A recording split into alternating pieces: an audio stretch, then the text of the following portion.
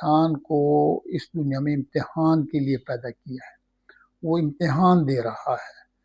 موت کیا ہے؟ موت امتحان حال سے باہر نکل کر رزلٹ لینے کا موقع ہے، ٹھیک ہے۔ اچھا، اس امتحان کی خاطر اللہ نے انسان کو کچھ آزادی دی ہے، اگر آزادی نہ دی ہوتی تو امتحان بے سود ہوتا۔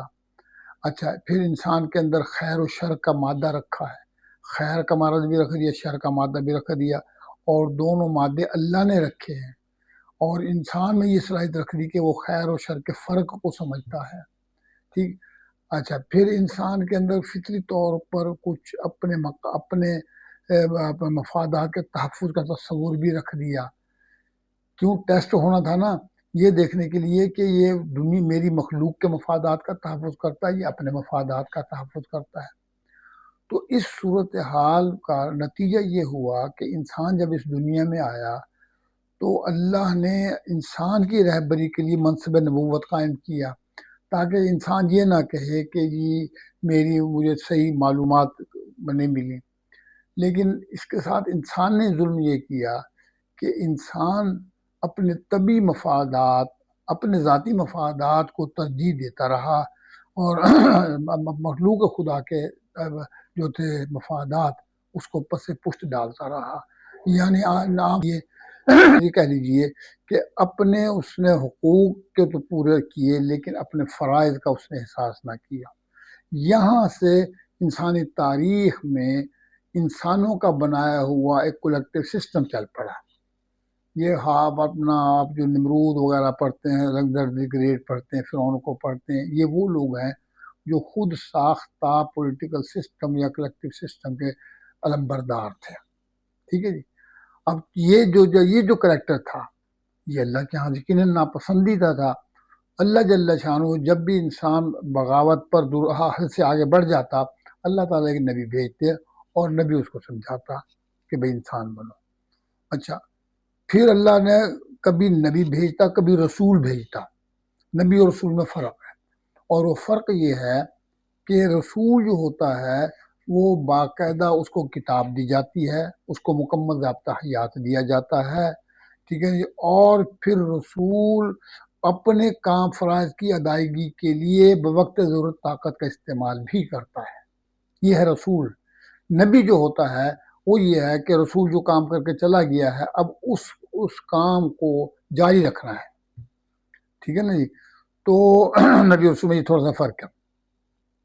اب پھر یہ ہوا کہ جب انسانی معاشرہ جیسے ڈیولپ ہو جاتا تھا نا، اللہ تعالیٰ جس نبی کو بھیجتے تھے اس نبی کی تعلیمات اس ڈیولپنگ معاشرے کی ضروریات کے مطابق ہوتی تھی۔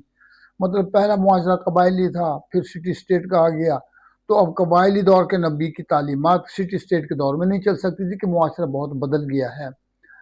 تو اسی طرح جب اللہ نے دیکھا، اللہ کے تو علم میں تھا سب کچھ، کہ اب معاشرہ یونیورسلٹی کی طرف چل پڑا ہے، اب یہ قبائلی اور سٹی اسٹیٹ کے دور کی نبوت کی تعلیمات ہیں یہ کام نہیں دیں گی، تو اللہ نے پھر اس کے لیے ایک یونیورسل نبی بھیجا، اور اس یونیورسل نبی نے پھر ایک یونیورسل معاشرہ قائم کیا، اور یونیورسل جب معاشرہ قائم کیا تو ان نبی نے اس یونیورسل معاشرے کے قیام کے لیے جہاں اپنی لسانی اور فکری قوتوں کو خرچ کیا، وہاں اس نے اپنی بازو کی طاقت کو بھی استعمال کیا، یعنی وقت ضرورت طاقت بھی استعمال کی جنگوں کی شکل میں، ٹھیک ہے نا جی۔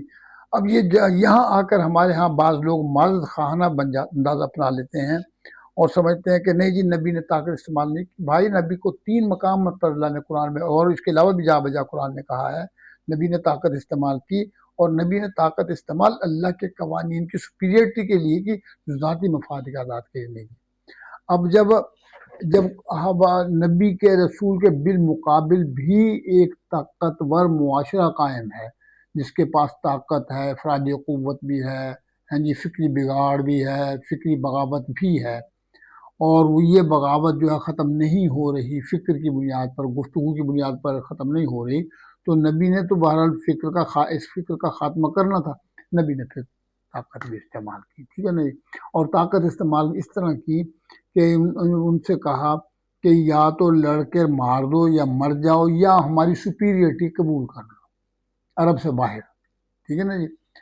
تو اس طرح اپنا مسلم اور اینٹی مسلم لابیز میں ایک حربی سلسلہ شروع ہوا، ٹھیک ہے، جو جنگ بدر سے شروع ہوتا ہے، ٹھیک ہے نا، آج صلی اللہ علیہ وسلم کی زندگی میں شروع ہوا۔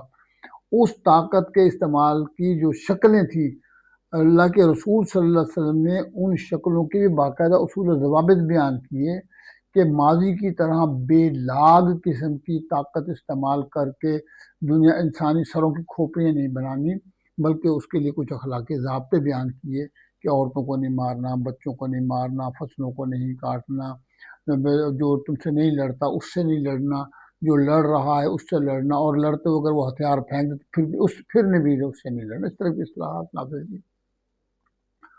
تو ظاہر ہے کہ جب نبی نے اپنا ایک فرض منصبی ادا کرنا تھا تو دنیا میں موجود جو حکمران تھے انہوں نے اپنے مفادات کا تحفظ کرنا تھا، اپنے اقتدار کا تحفظ کرنا تھا۔ چنانچہ مسلمانوں کو دو قوتوں سے واسطہ پیش آیا، ایک رومی قوت تھی اور ایک ایرانی قوت تھی۔